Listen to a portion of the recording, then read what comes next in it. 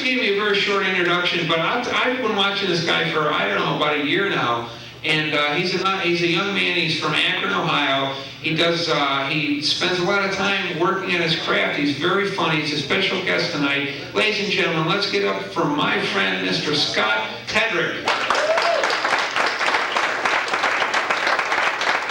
Keep it going for Mike. Mike's correct. He has been watching me for a while. It's a problem with making a sex tape. So, Loudenville. Mike asked me when we came into the show, he said, "Hey Scott, you know where the bathrooms are?" I said, "Mike, I don't know where we are." Four people laughed, that's good enough. So I've been shopping for car insurance. I went to Progressive. Their motto is, "We want to save you money on car insurance, even if it's not with us." Bullshit. That's like me finding some chick in here. "Excuse me, you're the most attractive woman I've ever seen in my life. I want you to get laid tonight, even if it's not with me." Saw a commercial for Queer Eye for the Straight Guy. It said, "Brought to you in part by Gatorade." Is it in you?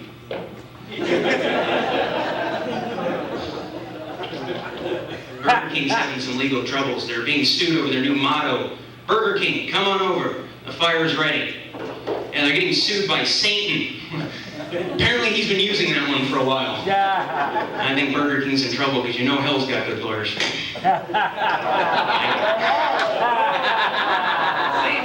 I don't have to worry myself. So, I officiate basketball in the winter. It's a fun sport. At the beginning of every game, there's a meeting at the center of the court between the officials and the players.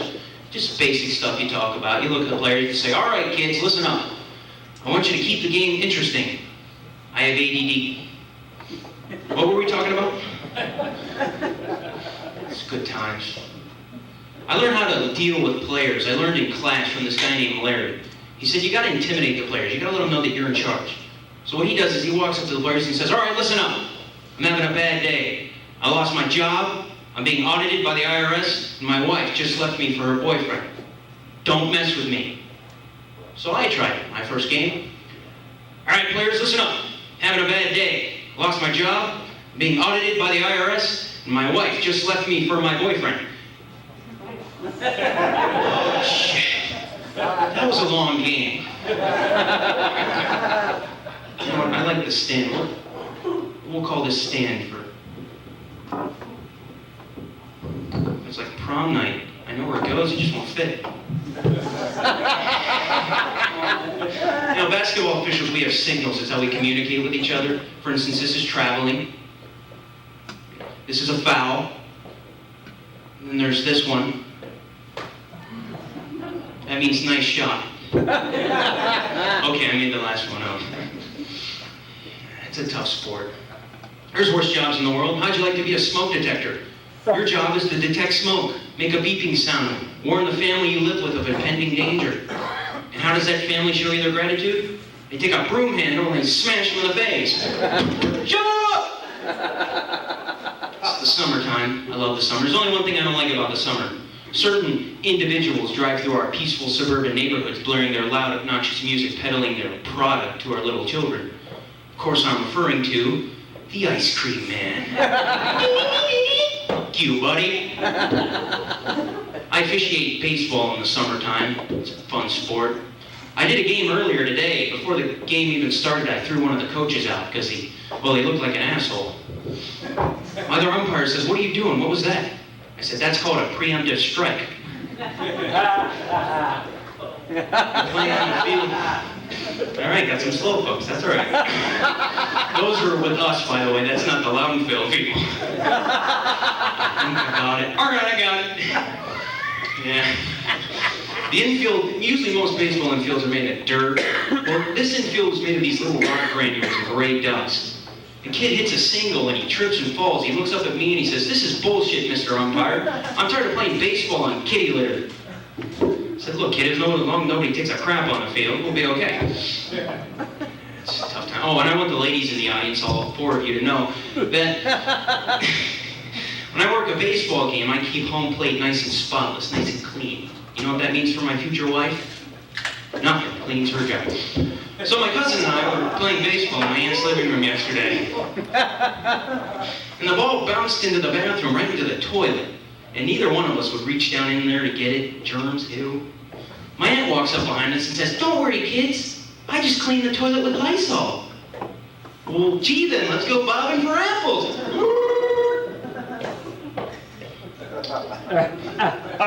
I love animals. Does anyone else here love animals? You run them over. They taste good. You don't look like you love animals, because how many pieces of roadkill did we see on the way here? What happened? It was messy. When I was a kid, I was really religious. I used to give communion to the ducks. I walked down to the pond. The body of Christ. The body of Christ. Hey, you already got one. Move along. Hey, don't shit on the altar, buddy. Get over here. The body of Christ. I'm black! All right, smartass, back in the line! Animals are very important because they can teach us things about ourselves. For instance, my little kitty cat, when she wants attention, she gives me a little headbutt. Oh, that's so cute. So I tried that. Went to a local establishment, walked up to a young, attractive lady. "Excuse me, my name's Cat. It's a pleasure to meet you." Oh, shit. Sorry about that. Don't worry, it'll stop bleeding.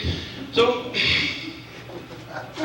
did I just lose the crown? I had you guys. You were mine.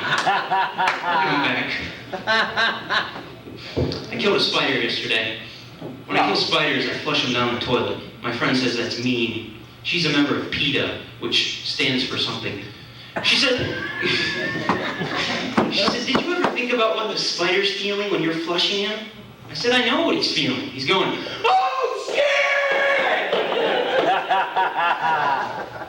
You know, if I was a spider, I wouldn't live in Ohio. No, I'd move to a third world country. They don't have toilets. Are you going to flush us down the toilet? No, you're not. There is no toilet. Oh, shit, he's right. Run! That was my impression of a 90-year-old. Poor people got that. What else we got going? Thank you, bartender. What else we got going? I was thinking about my childhood the other day. Before I was born, I knew life was going to be difficult. I was hanging out in the womb 2 weeks before my scheduled release. And I got a letter in the mail. It said, "Dear Scott, life sucks. Don't come out." I should have listened. When I was 4 years old, I remember I was at my grandparents' house, and I was supposed to be taking a nap, but instead I snuck into the kitchen to get some cookies, because cookies are good. And I almost got away with it, and then my grandfather walked in. You see, he was supposed to be taking a nap too, but he snuck into the kitchen for a little drinky-winky, Grandpa's old cough medicine. Beer, liquor, alcohol, come on! I lost him again. So my grandfather looked at me because I knew I was busted. I was caught with my hand in the bedpan. My grandfather looked at me. Ooh, there you go. That's something. And he said, "Scott, I won't tell of you one." Isn't that a sweet story? Yeah. My grandfather died of liver disease and I got diabetes. The moral of the story, wash your sheets every 2 weeks. Hell yeah! What was that? Screw that, you sleep on the wet spot.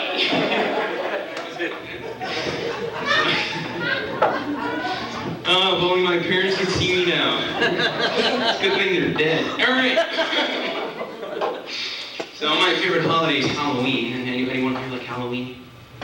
Yeah. Oh boy. Well, I love Halloween. There's only one thing I don't like about Halloween: haunted houses. Haunted houses are like masturbating when you're 95 years old. When you get to the good part, nothing happens. Bartender knows what I'm talking about.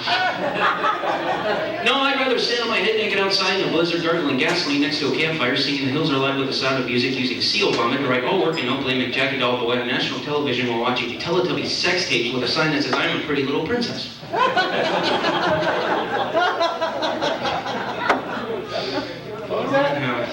You know what? The people who work at Haunted House are the most twisted, demented individuals you will ever meet in your life. I remember the one I worked at last year. They said, "Scott, your job is